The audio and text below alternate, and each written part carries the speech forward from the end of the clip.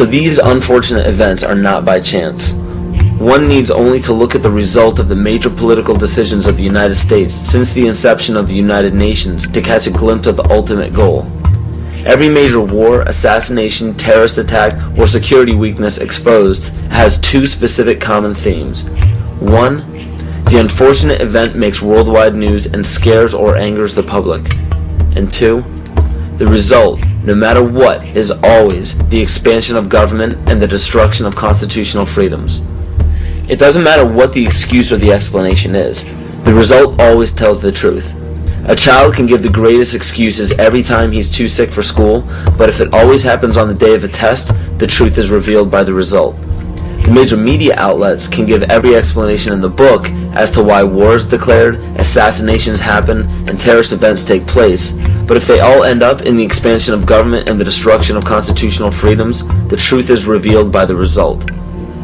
And because the vast majority of the public are completely ignorant of natural biological cycles of man, it is increasingly difficult for them to accept that these events are by no means an accident.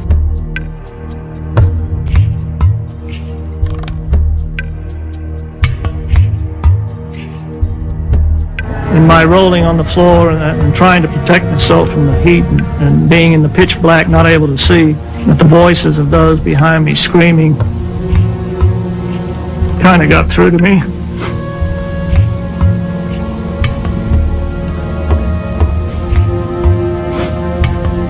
I recognized who they were. Could identify the voices. Are they just coming to kill me? No. Nobody's coming.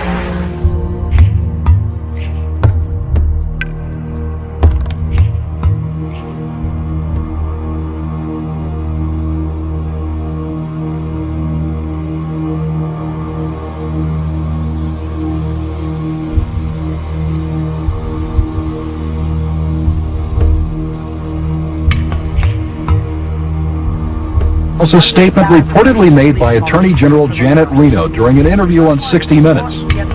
She allegedly defined a cultist as one who has a strong belief in the Bible and the second coming of Christ, who frequently attends Bible studies, who has a high level of financial giving to a Christian cause, who homeschools their children, who has accumulated survival foods, and has a strong belief in the Second Amendment, and who distrusts government.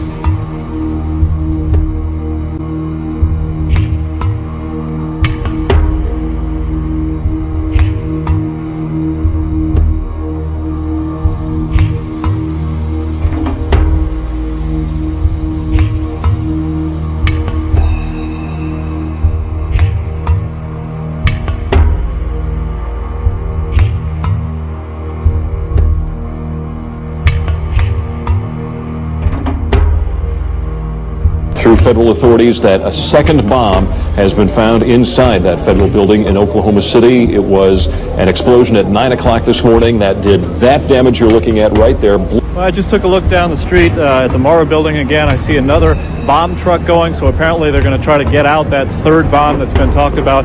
At the present time, the medical teams downtown are unable to get into the wreckage to retrieve more of the injured because of the presence of other bombs in the area. I've been told by the police department that just as soon as those bombs are defused, they will permit the medical teams to enter. Now, we're also hearing from some witnesses on the scene that they've overheard from firefighters that were first on the scene that there was a possibility that there was a secondary explosive device besides the car bomb device outside the building, and that device may have been placed near the nursery.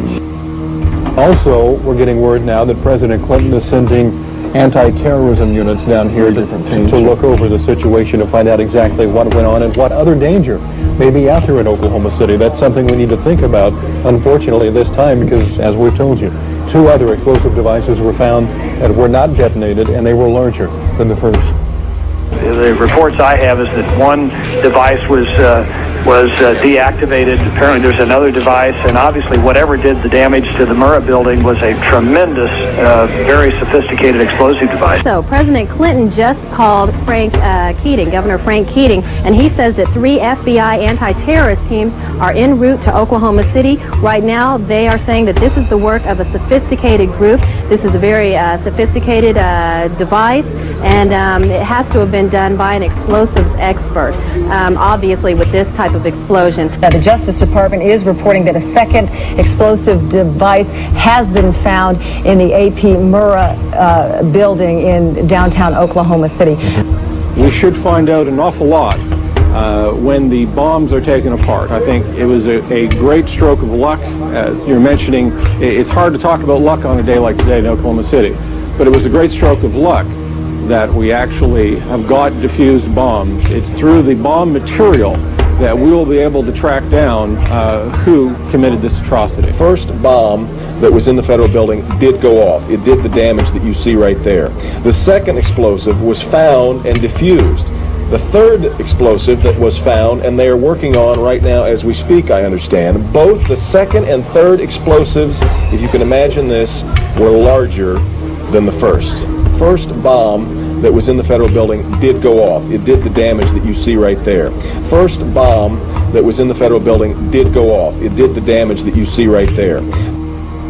Still another problem, according to these groups, is the executive branch making a grab for much more police power, some of it highly questionable in the aftermath of the Oklahoma City bombing. It shouldn't be the case that Americans have to worry that their phone could be tapped.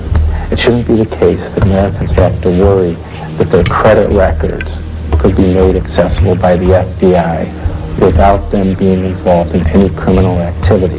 The first draft of the House anti-terrorism bill was so loose it could let authorities define as an act of terrorism, prosecutable by the federal government, everything from threatening your spouse with a gun to blocking an abortion clinic. While the anti-terrorism bills ask for sweeping new powers, the ACLU and others also worry about numerous executive orders that the public knows little about. These orders could give the president, federal agencies, and the military near dictatorial powers.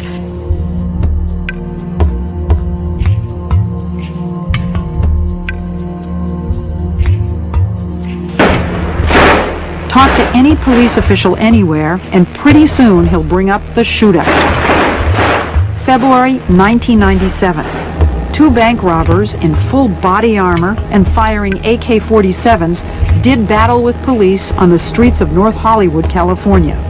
It was every officer's worst nightmare come true. Cops outgunned by the bad guys. The one weapon that we've identified could go through a bulletproof vest at 200 yards. After the LA shootout, requests for surplus machine guns increased dramatically. The Los Angeles Police Department alone got 600 M16s from surplus. Nationwide, the number given away more than doubled this year, and many departments decided to issue them to regular patrol officers on daily duty, all because of one shootout in one city.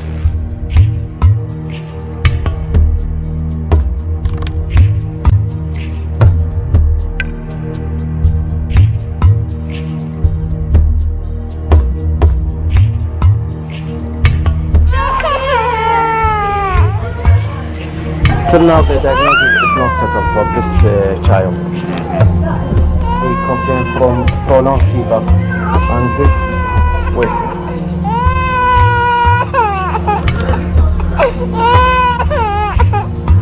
We have heard that 500,000 children have died. I mean, that's more children than died in Hiroshima.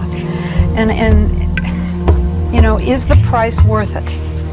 I think this is a very hard choice, but we think the price is worth it. Worth it because she believes the sanctions are working. In November 1997, former U.S. Attorney General Ramsey Clark headed a delegation of the International Action Center on his 7th trip to Iraq to investigate the continued effects of the United Nations sanctions on the population. We were shocked by what we saw, an almost total absence of medicines, medical supplies, and spare parts for the equipment. Despite the heroic efforts of medical personnel, babies, children, and the chronically ill continue to die in vast numbers. The United States government claims that Saddam Hussein is to blame for the crisis. What is the real cause of the suffering? The sanctions. They are an extension of the 1991 United States war against Iraq.